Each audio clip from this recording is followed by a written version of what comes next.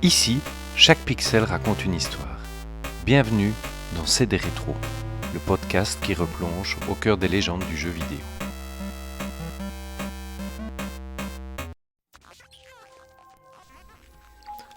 Aujourd'hui, direction Talon 4, Aether et la planète Phasma. Nous allons explorer la saga Metroid Prime. Une trilogie mythique qui a réussi l'impossible. Faire passer Samus Aran de la 2D à la 3D sans perdre une once de mystère ni d'efficacité.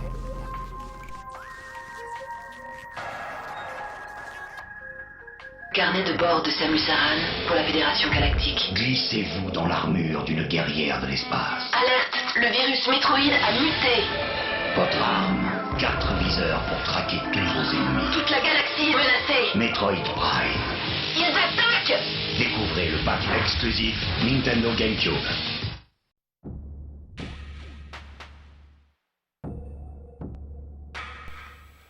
Nous sommes en 2002 et Nintendo vient de sortir la Nintendo GameCube.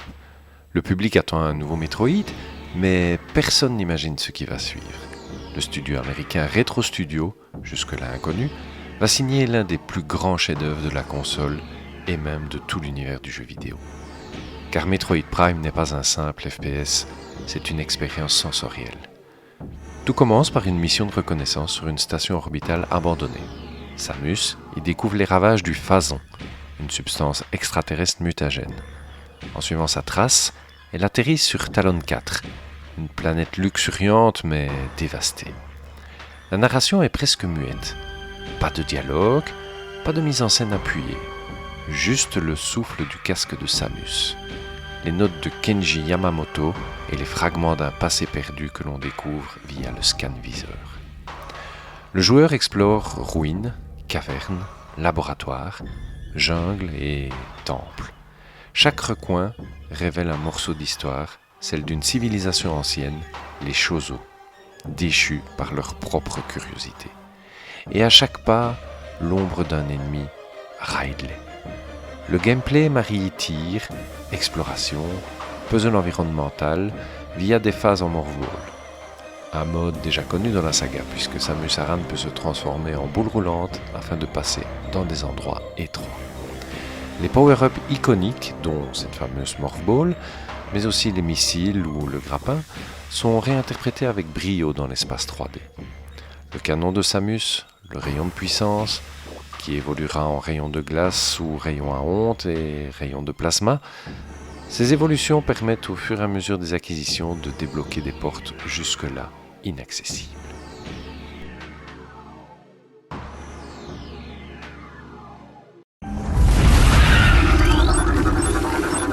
Recording to logbook.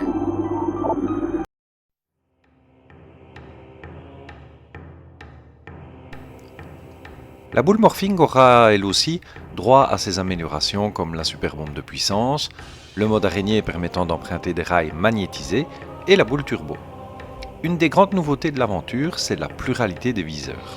Celui d'analyse, permettant d'acquérir de précieuses et de très nombreuses informations sur l'environnement et le bestiaire du jeu, le viseur infrarouge, utile pour progresser dans les endroits les plus sombres, et le viseur radioscopique permettant la détection d'ennemis invisibles à l'œil nu.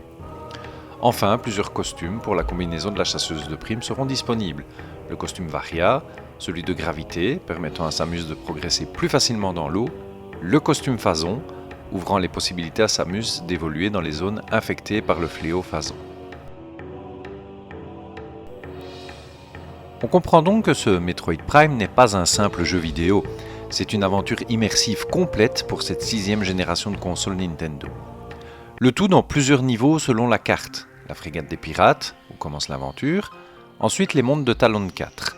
Sa surface, ses ruines Chozo, les brûlantes cavernes du Magmore, les monts glaciaux de Phandrana, les mines de Phazon et enfin le cratère d'Impact. Chaque partie de Talon 4 a sa propre piste sonore et c'est un vrai régal à l'oreille. Comme je le disais, Metroid Prime n'est pas seulement un jeu, c'est une sensation d'isolement, de beauté et de mélancolie.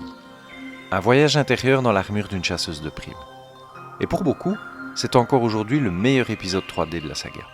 Ce fut mon premier contact avec la licence Metroid, Et quel début! Partir à la découverte de la station spatiale des pirates de l'espace avant d'atterrir sur Talon 4 et admirer à l'écran des décors somptueux et une qualité graphique extrême pour un jeu de 2002 me procure des souvenirs impérissables. Les nombreuses heures passées à tout scanner, analyser, à explorer les moindres recoins tout en améliorant mon armure et mes armes, des souvenirs gravés. Le titre ressortira sur la Nintendo Switch en version remasterisée, permettant de revivre toutes ces sensations devenues inoubliables. Le 26 novembre, un chasseur revient. Devenez la proie de Metroid Prime 2 Echoes, exclusif sur GameCube.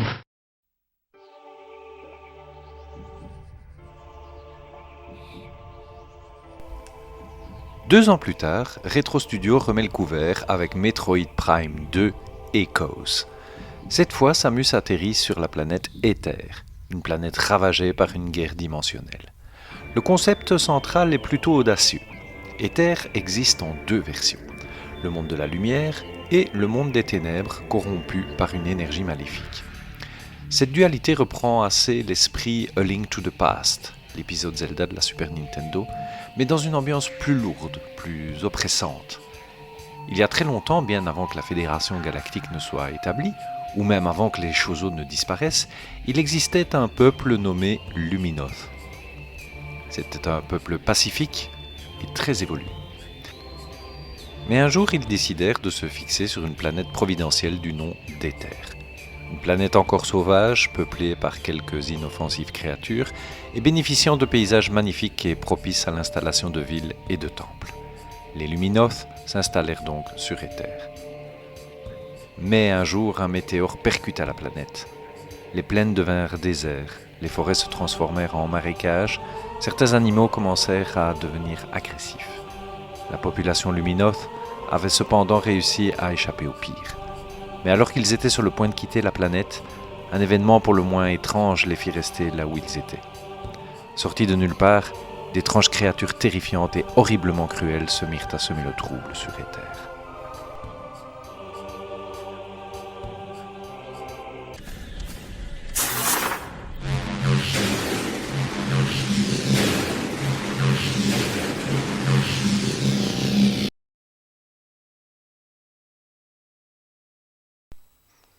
Après de nombreuses recherches, les Luminoth découvrirent qu'une dimension parallèle s'était créée lors de la collision avec le météore.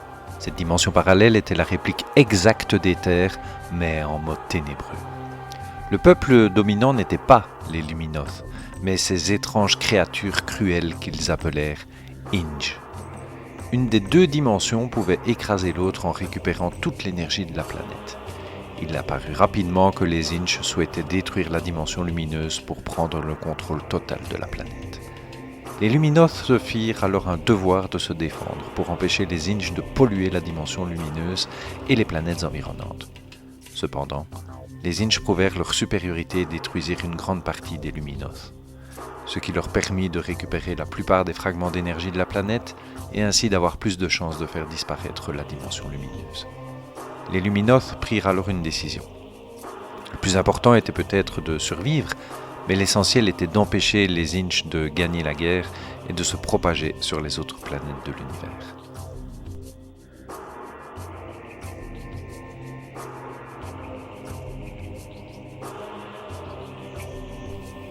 Quatre Luminoth devaient rester éveillés, et les autres devaient s'endormir dans leur temple scellé. 3 des 4 élus se rendirent dans les temples, prêts à accueillir le retour de l'énergie de la planète. Le 4e attendit patiemment qu'un sauveur ne veuille montrer le bout de son nez dans le temple scellé des Luminoth. Ce héros, évidemment, vous l'aurez compris, ce sera Samus, qui doit affronter cette menace des Inch, créatures de l'ombre qui ont volé la lumière.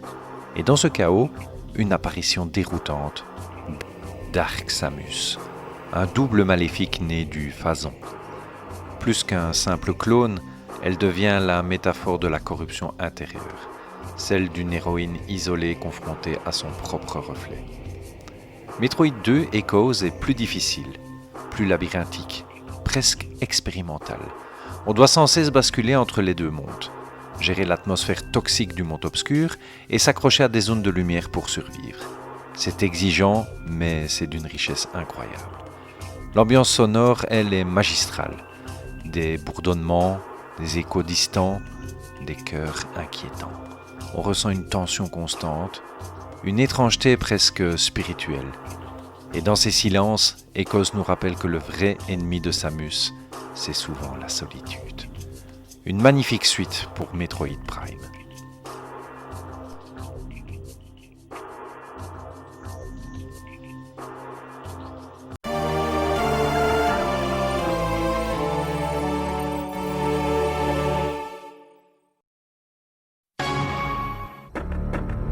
Leurs pièges n'ont plus de secret pour moi. La meilleure défense contre leurs attaques, la précision de mon arme. Toutes les ressources de mon armure me sont utiles dans ma lutte solitaire. Et s'ils sont plus nombreux, s'ils sont plus forts, je serai plus intelligente. Leur erreur, s'attaquer à une femme. Metroid Prime 3 Corruption sur Wii.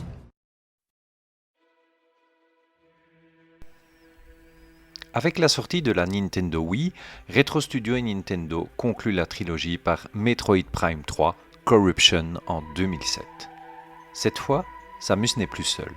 Elle collabore avec d'autres chasseurs de primes dans un univers plus vaste et plus cinématique. Les faits se déroulent 6 mois après l'aventure sur Aether, où Samus avait éliminé Samus Sombre, sauvé le peuple Luminos de l'extinction. Mais Samus Sombre n'avait pas dit son dernier mot. Le jeu débute alors qu'un virus se propage dans le réseau informatique de la Fédération Galactique. Nul doute, pour la Fédération, ce sont les pirates de l'espace qui sont responsables de cette attaque. Une seule chose à faire, contacter des chasseurs de primes, dont Samus évidemment, pour régler cette affaire. Alors que les chasseurs de primes sont rassemblés pour un briefing général, les pirates de l'espace lancent une attaque de grande envergure sur la capitale de la Fédération. Ces mêmes chasseurs de primes sont envoyés sur place et découvrent horrifiés que le responsable de cette lamentable attaque n'est autre que Samus Sombre, toujours aussi puissante. Elle parvient à mettre hors circuit tous les chasseurs de primes, même Samus. Notre héroïne et les autres chasseurs sont infectés par le Phazon, propagé par Dark Samus, qui tente de prendre le contrôle des êtres les plus puissants de la galaxie. Toutefois, la Fédération Galactique fournit à tous des PETs, des Phazon Enhancement Device, des dispositifs permettant de contrôler la propagation de l'infection, mais pas de la stopper malheureusement. Samus et ses collègues doivent se presser, ils sont en danger de mort. Si l'infection se propage, ils seront tous sous le contrôle de Dark Samus. Pendant ce temps, cette dernière passe de planète en planète en semant des graines de Phazon, les Léviathans, engendrant un véritable chaos sur toutes ces planètes, propageant l'infection dans les écosystèmes et les détruisent, répandant la corruption. Le titre n'est donc pas choisi au hasard, car la corruption est à la fois physique mais aussi morale. Samus est infectée par le Phazon, cette énergie qu'elle combattait jusque-là. Peu à peu, elle devient plus puissante mais aussi plus instable. Le jeu explore cette tension permanente entre le contrôle et la perte de soi.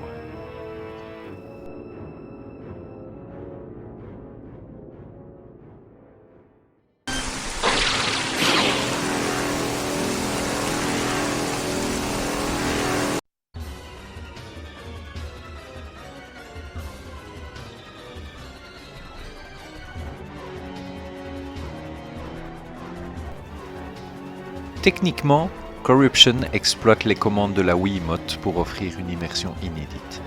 Viser, scanner, manipuler l'environnement, tout se fait naturellement, presque organiquement. Même l'ouverture des portes se fait par un mouvement digne de la réalité virtuelle. Les cinématiques, plus présentes, renforcent la dimension épique du jeu. On y découvre la chute de la Fédération Galactique, la montée du chaos et l'ultime affrontement avec Dark Samus. Ce troisième volet boucle la boucle. La menace du Phazon disparaît, mais laisse derrière elle une Samus marquée, plus humaine, presque vulnérable. Une trilogie s'achève et une légende se referme, comme une porte de vaisseau dans le vide intersidéral. Du moins, c'est ce qu'on pensait. L'avenir nous donnera tort.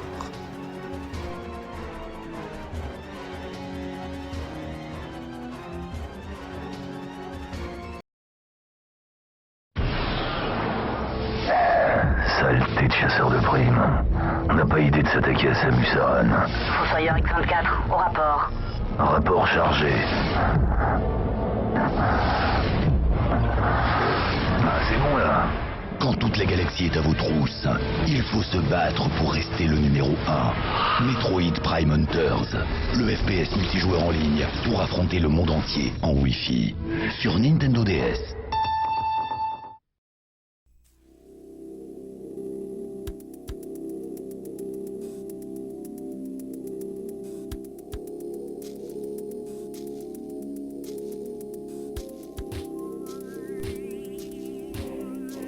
Sur Nintendo DS, la saga s'offre une parenthèse expérimentale.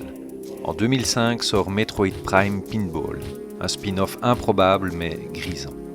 On y incarne Samus sous forme de Morph Ball, dans un flipper électronique inspiré des décors de Talon 4.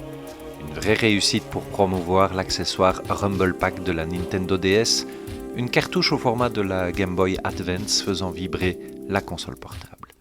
Nintendo n'en a pas fini d'innover. Alors qu'une démo du jeu figurait dans les packs de lancement de la Nintendo DS, c'est en 2006 qu'arrive Metroid Prime Hunters. Cette fois, la Nintendo DS devient un champ de bataille spatial, toujours en vue à la première personne. Gameplay au stylet et multijoueur en ligne. Le scénario de la quête principale est simple.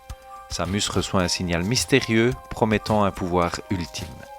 Elle se retrouve en compétition avec 6 autres chasseurs de primes, chacun doté d'armes et de morphologie unique. Ce jeu, à la croisée du Prime et du FPS pur, étonne par sa fluidité et sa nervosité. C'est un laboratoire d'idées pour les jeunes joueurs de l'époque de la Nintendo DS et qui met en avant les capacités techniques de la nouvelle portable de Nintendo. Enfin, en 2016, Metroid Prime Federation Force tente une approche coopérative sur 3DS.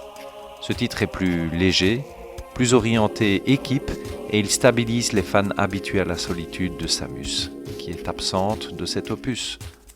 Ce qui fâchera la communauté des gamers et fera de Federation Force un mal-aimé, presque un oublié. Mais avec le recul, il offre une lecture intéressante, celle d'un univers galactique où Samus n'est plus seulement une héroïne, mais un mythe vivant.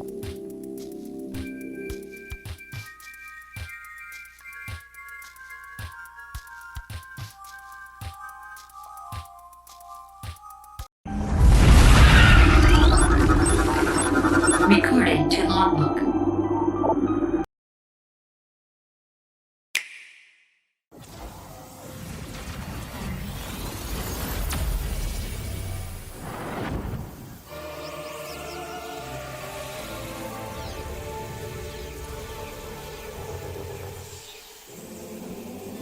Incarner Samus Aran et explorer une mystérieuse planète inconnue dans le jeu d'aventure à la première personne, Metroid Prime 4 Beyond. Le centre de recherche UTO a été attaqué par le redoutable Sylux. Samus, la chasseuse de primes solitaire, répond à l'appel de détresse. Mais au cours de l'affrontement, les choses prennent un tournant inattendu. Lorsqu'elle revient à elle, Samus découvre qu'elle se trouve désormais sur une planète inconnue, Vuros. Son nouvel objectif ? Trouver le moyen de s'en échapper.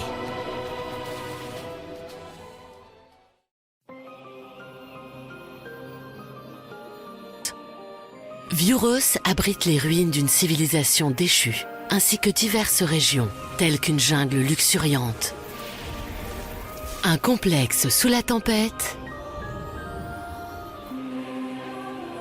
un laboratoire dans la glace, ainsi qu'une installation géothermique.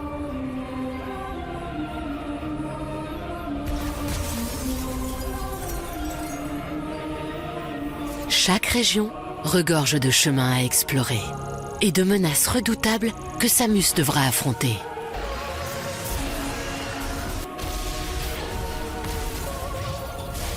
Scannez votre environnement pour collecter des informations. Qu'est-ce qui a causé la chute de cette civilisation ? Qu'a-t-elle laissé derrière elle ? Est-il seulement possible de quitter cette planète ? Rassemblez autant d'informations que possible pour élucider les mystères de Vuros et trouver comment vous en échapper.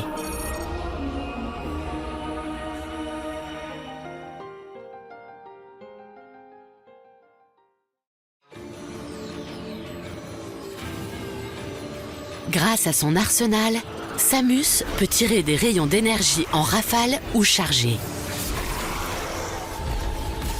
Lancer des missiles à tête chercheuse. Sauter. Passer en boule morphing. Ainsi que réaliser des esquives latérales tout en ciblant un ennemi. Au cours de son aventure, Samus fera l'acquisition de nouveaux pouvoirs psychiques.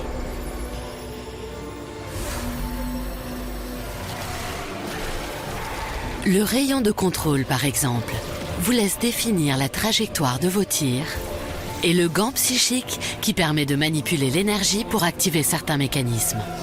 Faites-en usage pour ouvrir de nouveaux chemins et explorer Vuros dans ses moindres recoins.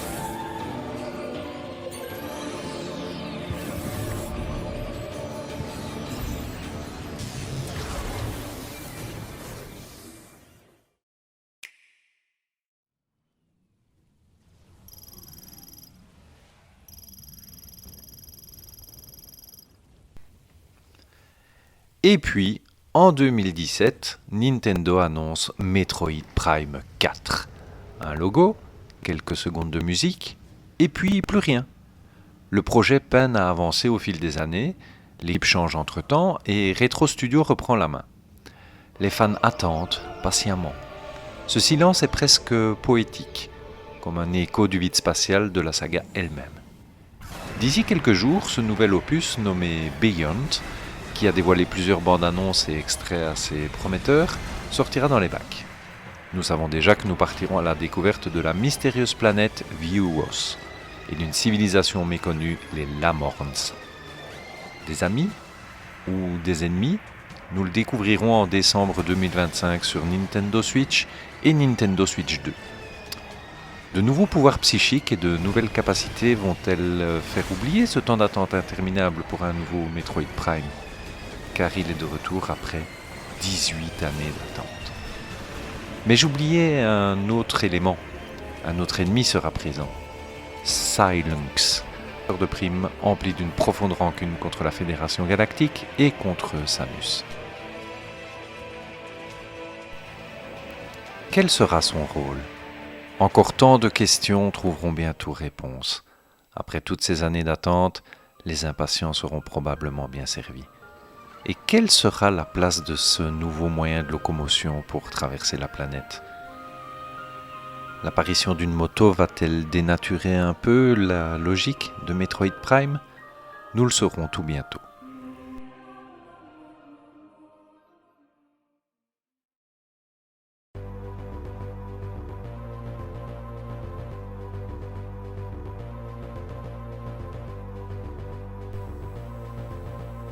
C'était CD Rétro, votre émission dédiée à la mémoire vivante du jeu vidéo.